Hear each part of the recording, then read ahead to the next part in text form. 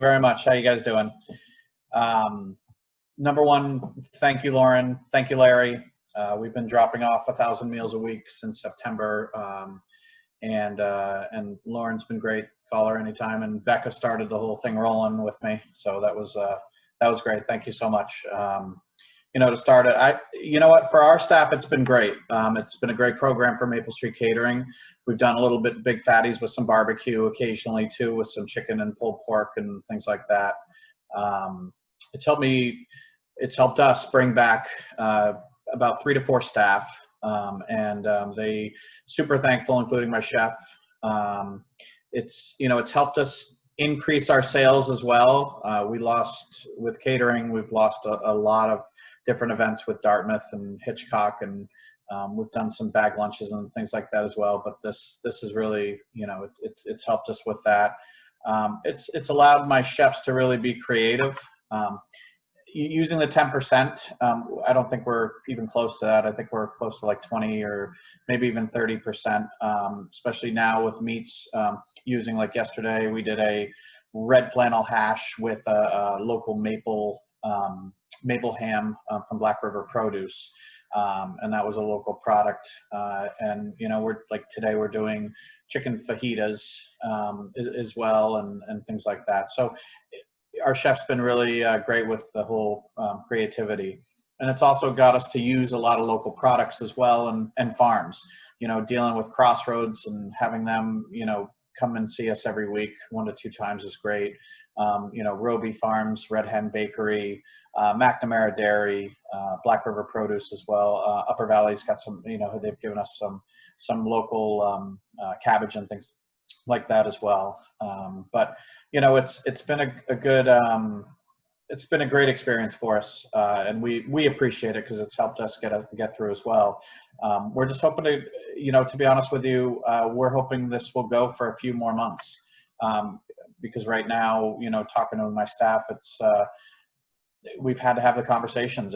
We've got 5 more weeks left, and as of right now with catering, I can have one person come in part-time, but not 3 to 4 people work like we're doing right now with that many meals. But yeah, like I said, Becca, Lauren, Larry, thank you. Larry's been great to see him, when we deliver, and Lauren, I think we probably talk 1 or 2 times a week. So, thank you very much for everything, guys.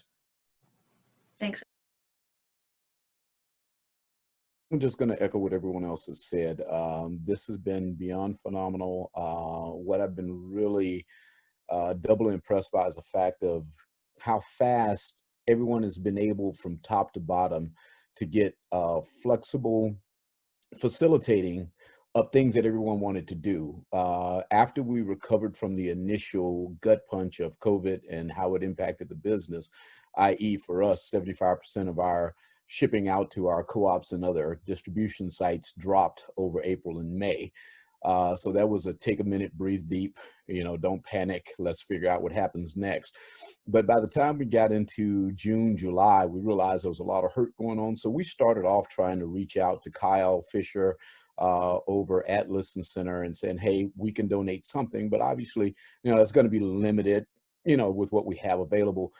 Then he started hinting at this program, and I was just shocked at how, when it came on board, one, how fast it came together, how comprehensive it was, and the fact that it drew in a steady revenue source for those of us doing the production. But also, I think even without the requirement for 10% from local farms, almost all of us probably would have tried to do this anyway. And we really do our best to try to target, it's particularly in the selections of the proteins and some of the other items, getting things as much as we can from the local farms, because we already knew them from farmers markets and we already had relationships with many. We really wanted to make sure we passed along this blessing and benefit. And like Brandon already pointed out, for us, we were, beginning to question what's going to happen with staff. This stabilized that question and allowed us to bring on a few additional people, which we hope will continue. And as our core business has rebounded, it's bought us the time to solve problems that we would have solved had we been on trajectory pre-COVID. So it's replaced a huge chunk of what was lost due to the COVID scenario. and allowed us to get back to a place where we can say, okay, a lot of plans we were thinking about for growth and expansion, at least we can, you know, have the stability to cover some of those without going crazy. And I'm going to throw this last thought out, and that is that, and I mentioned this to you, Lauren, I believe we talked about this before. I am really hopeful, and I'll reach out to some contacts I have at Tuck, but I'm glad this is recorded. I'm hoping that this entire process gets turned into a business school case study for their nonprofit curriculum, because the level of commitment at every level, the level of problem solving and how this all came together should be encapsulated, not just for the internal memory of those of us right here in Vermont, but this should be encapsulated as a study that others can look at and say, hey, community and doing things because it's the right thing to do, that Vermont way that we've kind of gotten into up here. This is replicatable and it can be done. So kudos to everybody, and thank you everyone up and down the chain. Sure, thank you. Yes, so Sarah from Lake Morey, we've been doing about 1,000 meals a week, which has been fantastic for our staff. We've been able to keep several people very busy, not just our kitchen staff, but kind of bringing in some office staff to help us with not just transporting, but you know, boxing and all that kind of stuff. So everything's been great. We love the program immensely because it feels like we're paying it forward. You know, we've been doing this, we were doing this in the spring without any support. And so this really helps us kind of be able to do this for a much longer period of time, because we really want to be able to help our community. And so we're able to work with a couple different Everyone Eats programs because of where we're located, which has been really nice too, because we have employees and owners that kind of live in a larger community. So that's been great. And we are looking forward to trying to, you know, hopefully be able to help as the winter goes on if there's funding for that. But it's been really, really beneficial for our staff just to feel, like I was saying, paying it forward, and we're able to keep the staff engaged and excited and being able to help our communities and be able to, you know, help make sure that we have staff being able to do something across the resort, which has been really hard for us because we haven't had any core business throughout this fall. So it's been great. Thank you so much, Sarah. We'll do like 2 minutes max.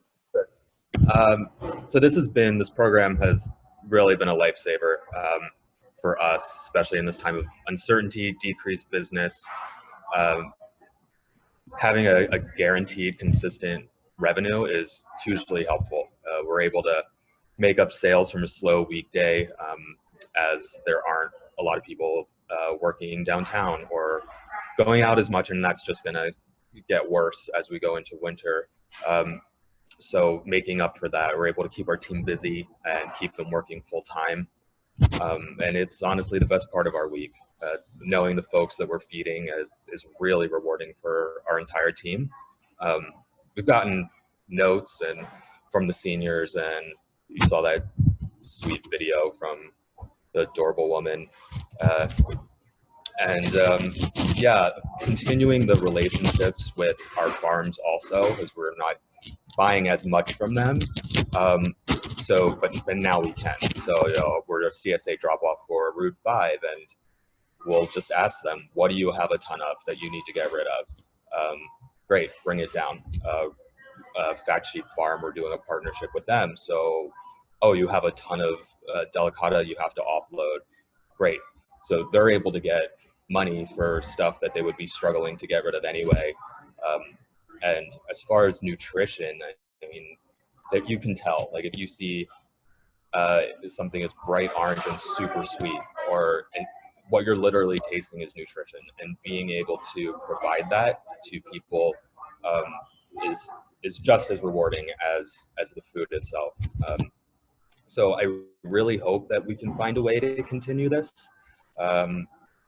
Because COVID, while it's a disaster, there are opportunities here, and I think this program demonstrates what an opportunity is to connect those who grow, those who cook, and those who eat together So if we can figure out how to make this, you know, it'll help